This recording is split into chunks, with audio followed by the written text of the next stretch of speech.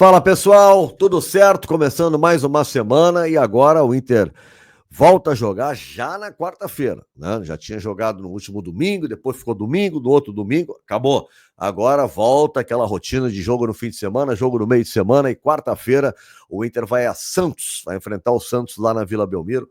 Quero falar sobre esse jogo com vocês, sobre o pedido que Bruno Tabata fez para o técnico colorado. Roger Machado revelou isso na sua entrevista coletiva de ontem, após a vitória.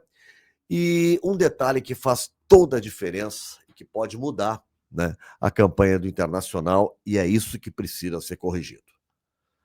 Quero falar sobre isso com vocês, mas antes aquele convite para quem não está inscrito aqui no meu canal, se inscrever no canal, deixar um like, compartilhar, ativar as notificações, tá? Tudo isso ajuda bastante a fazer crescer aqui o nosso canal. E se quiser ser assinante do canal, poxa, aí sem palavras, né? O canal cresce ainda mais. Buenas, ontem o Inter ganhou, mostrou evolução, falamos sobre isso no vídeo anterior, teve problemas na etapa final, bastante problemas. Acho que teve ali uma estratégia que eu não concordei, mas não me pareceu imposição do Ceará, né, técnica e tática, para colocar o Inter no seu campo defensivo no segundo tempo. Me pareceu muito mais uma decisão do vestiário, vamos recolher, baixar as linhas e sair no contra-ataque. O que fez com que o Inter corresse muito risco. Ao mesmo tempo, o resultado veio e o Inter conquistou essa vitória. Se tivesse feito gol no começo lá do segundo tempo, né, aquele gol que o Borré perdeu, seria 2-0, teria sido muito mais fácil. E essa é uma das questões que eu queria abordar com vocês, né? O Inter perde muitos gols, né?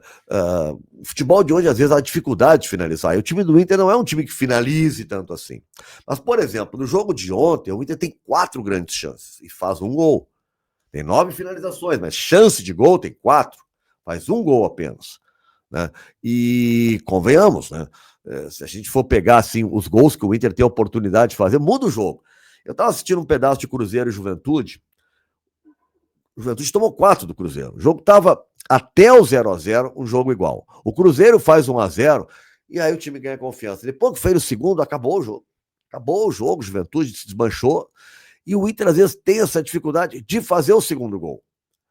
Porque teve chance já no primeiro tempo, de fez o primeiro e de matar a fazer o segundo gol. Teve com o Borré a chance, teve com o Bruno Henrique a chance, teve bola na trave do Bryan Aguirre, teve com o Wesley também uma oportunidade, né? Então o Inter poderia ter tido uma vitória mais tranquila. Agora, quando o gol não sai, tu tem a chance e ele não sai, aí acaba, né, complicando bastante. E, infelizmente o Inter está num momento onde ele não tem um grande artilheiro.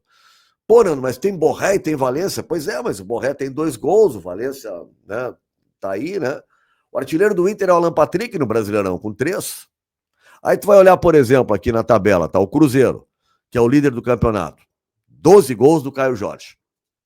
O Cruzeiro marcou 27 gols, 12 foram do Caio Jorge. Aliás, os 2 times com melhor ataque são os que estão na ponta da tabela. O Flamengo com 27 gols e o Cruzeiro também com 27. O Flamengo, lembrando, tem um jogo a menos, né? O Flamengo jogou 14 partidas e o Cruzeiro jogou 15. O Cruzeiro tem 33 pontos e fez 27 gols, né? E o Flamengo 30 pontos, 27 gols. São os 2 melhores ataques e os 2 que lideram a competição. Tem boas defesas, o Flamengo tomou só 5, o Cruzeiro tomou 9. Aí tu vai olhar o ataque do Internacional, né? Em 14 jogos, marcou 14 gols. São 13 gols a menos que o Cruzeiro, por exemplo, né? Só 14 gols.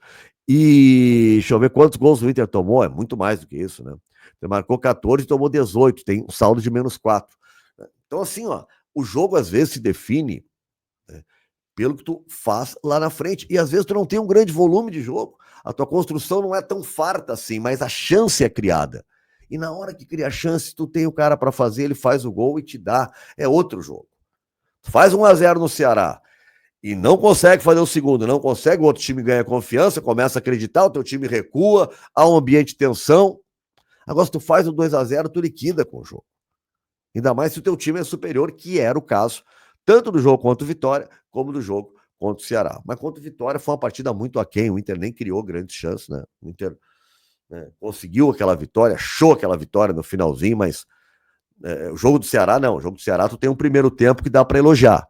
Já o segundo tempo, eu coloco essa restrição aí, a estratégia que foi utilizada. Recuou demais o time, e aí pode ter causado algum problema para o Internacional. Essa é uma questão do ataque, que, claro, é treinado, mas né, vai do jogador, algum jogador vai ter que definir. Né, o Inter precisa, né, que as jogadas, por exemplo, o Wesley, atacante, tem um gol na temporada. Né? Ah, mas ele sofre pênalti, ele se esforça. Sim, o Wesley é um cara importante, mas tem um gol na temporada. E o gol é que define o jogo. Se o cara é atacante, ele tem que entregar mais. Né? Essa é a cobrança que se faz.